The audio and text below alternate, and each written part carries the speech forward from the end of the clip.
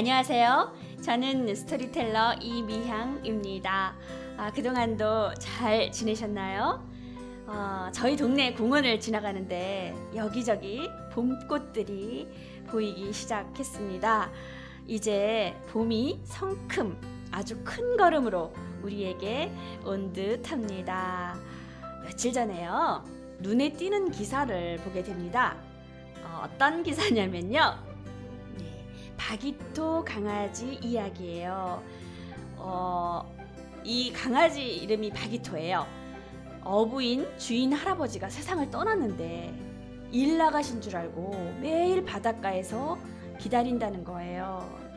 그러니까 하염없이 바다만 바라보고 있는 이 강아지, 이 표정이 너무너무 애처롭게 보이지 않나요? 어떤 여성이 페루 라마에 있는 그러니까 페루 라마에 있는 바닷가예요. 여기를 걷다가 이렇게 이 바다를 멍하니 보는 강아지를 보게 되고, 시간이 지났는데도 보호자가 보이지가 않으니까 이상하게 여겼어요. 그래서 입양하고 싶은데 버려진 게 맞는지 그걸 확인해야 될 거 아닙니까? 그래서 주민들한테 막 이제 알아보기 시작했어요.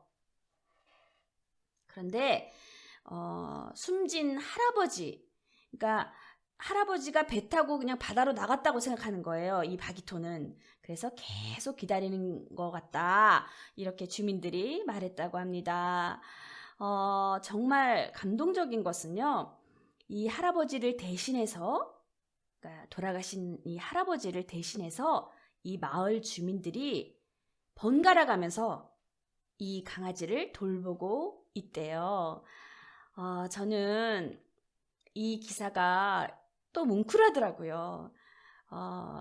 이 강아지를 돌보고 있는 그 주민들의 마음, 그리고 주인 할아버지를 그리워하는 이 강아지의 마음, 참으로 아름답다라는 생각을 했습니다.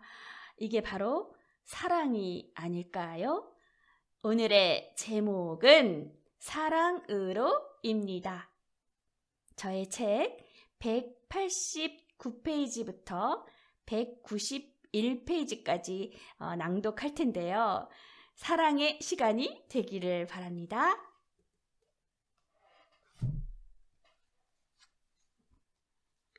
(1980년대) 남성 포크 듀엣을 대표하던 해바라기는 서정적인 노래말, 감미로운 멜로디로 대중의 인기를 얻었다.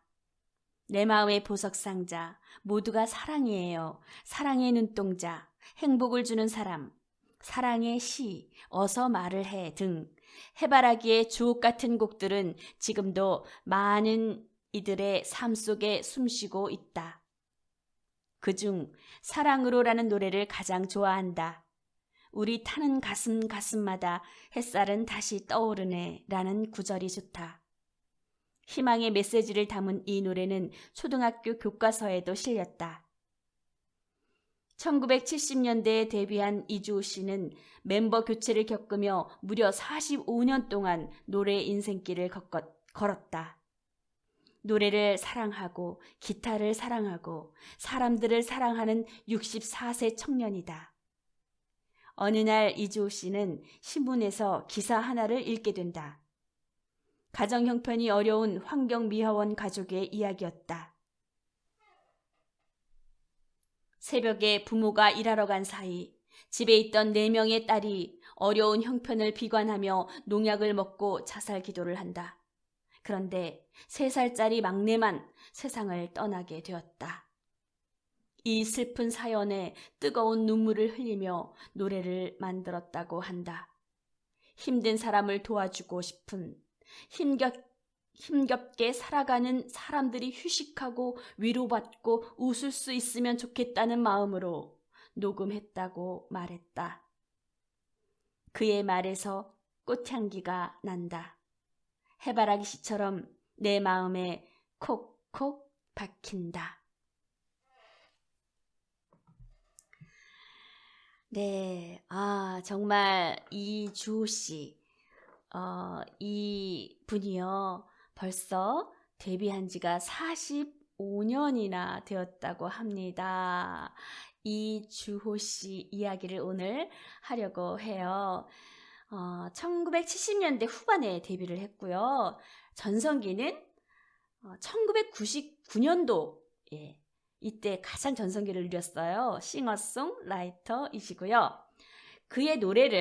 이분의 노래를 다시 한번 쭉 한번 나열해 볼게요. 제목만 나열하고 소리를 내도 저는 기분이 좋더라고요. 행복을 주는 사람, 사랑은 언제나 그 자리에, 사랑의 시, 사랑 가득히, 모두가 사랑이에요. 내게 사랑이 필요하듯, 마음속에 피는 사랑이여. 내 마음의 보석 상자, 사랑의 눈동자, 어서 말을 해. 그 외에도 뭐 끊임없이 말할 수 있어요. 노래 제목만. 그런데요, 이런 주옥 같은 노래들을 다 모아서 즙을 낸다면, 꽉 쪄서 즙을 낸다면 한 방울이 똑 떨어져요. 뭘까요? 네, 바로 사랑입니다.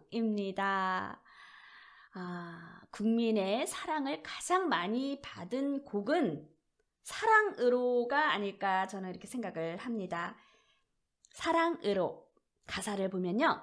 내가 살아가는 동안에 할 일이 또 하나 있지. 바람. 네, 이 노래의 외양을 이렇게 보면, 외양만 보면 그냥 평범한, 그냥 뭐 사랑 노래 같잖아요.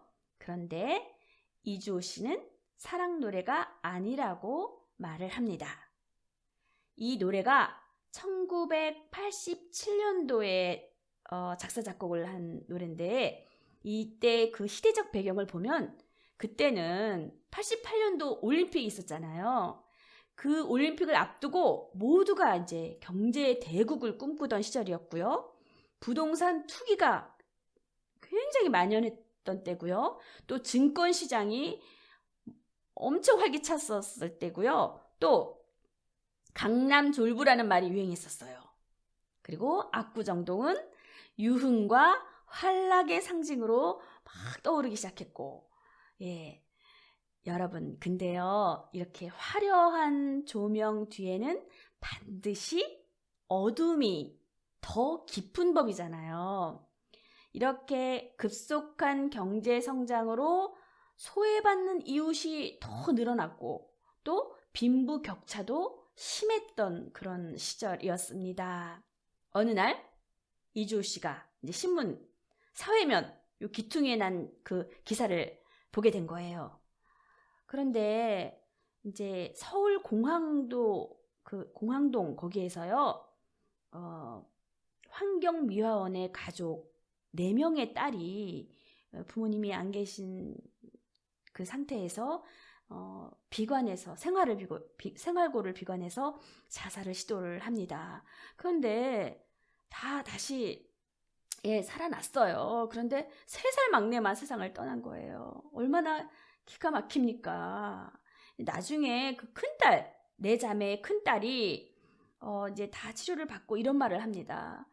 집안 살림이 어려운 데다가 나는 중학교에 들어가게 되고 넷째도 올해 초등학교에 진학하게 돼서 집안 형편이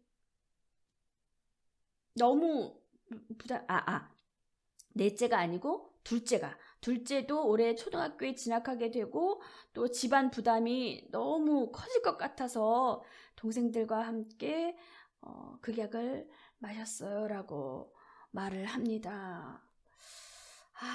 정말 너무 안타까운 사연이잖아요. 어두운 곳에 손을 내밀어 밝혀주리라. 저도 제가 살아가는 동안에 할 일 중에 하나라고 생각합니다. 이주호 씨도 이렇게 선언하는 이런 가사말을 쓴 것처럼 저도 이런 역할을 해내고 싶은 바람입니다. 솔잎 하나 떨어지면 이라는 구절은 그 막내 3살짜리가 죽었잖아요. 그러니까 어린 아이의 죽음을 표현한 거라고 하네요. 아유, 참 바람이 이렇게 막 차가워지기 시작한 그 저녁에 이주호 씨는 그런 이 안타까운 사연을 접하고 또 내 자매를 향한 연민과 사랑을 담아서 노래를 만든 거예요.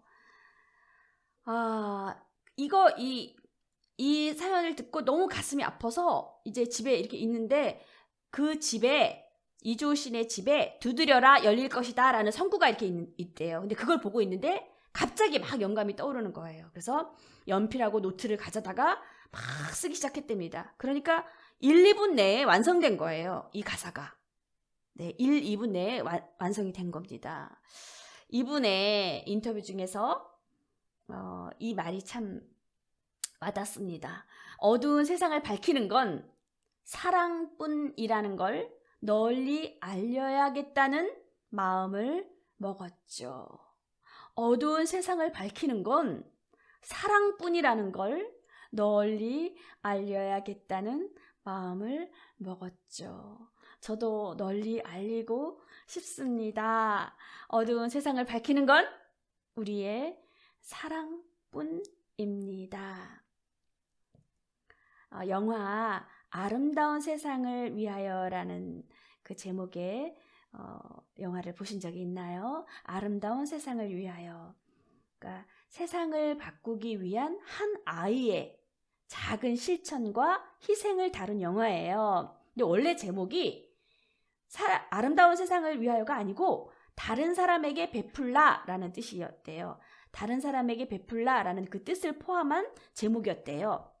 그런데 우리가 사는 세상을 더 아름답게 바꿀 수 있는 방법을 생각해 와라 라는 학교 담임 선생님의 숙제에 주인공 소년이 이렇게 대답을 합니다. 궁금하시죠? 세상을 더 아름답게 바꿀 수 있는 방법을 생각해 와라 라는 그 선생님의 숙제에 소년은 이렇게 대답을 합니다. 우리가 누군가에게 도움을 받았을 때 도움을 준 그 사람이 아닌 전혀 상관없는 3명의 다른 사람에게 도움을 준다면 세상이 저절로 아름다워질 거예요. 한 번 더 말할게요. 이 소년이 이렇게 대답했습니다. 우리가 누군가에게 도움을 받았을 때 도움을 준 그 사람이 아닌 전혀 상관없는 3명의 다른 사람에게 도움을 준다면 세상이 저절로 아름다워질 거예요. 라고요. 누군가는 노래로, 글로, 또 시로, 강연으로, 기부로, 봉사로, 여러 모양, 이 모양, 저 모양으로 다양한 섬김으로 남을 돕는 사람들. 아름다운 세상을 위하여 사랑을 만들어 나가시는 그런 분들. 마음에서 우러나는 향기로움을 가진 분들에게 제가 한마디 하겠습니다. 진심으로 사랑합니다. 오늘 어떠셨나요? 오늘도 좋은 시간이었나요? 사랑의 샘물이 퐁퐁 그렇게 솟아나는 그런 시간이었나요? 오늘은요, 가까운 사람, 가족, 친구, 부모님, 자녀, 그리고 또 자기 자신에게 사랑해요 라고 한마디 건네주세요. 따스하게 그리고 다정하게요. 사랑해요 라고 꼭 한마디 건네주세요. 눈을 동그랗게 만들고 귀를 쫑긋 세우게 하고 마음을 활짝 열게 하는 어떤 언어로든 가장 강력한 7개의 단어가 있습니다. 자, 이제 제가 여러분에게 이야기 한 편 들려줄게요. 우리들의 아름다운 이야기는 다음번에도 ING입니다. 감사합니다. 경청해 주셔서.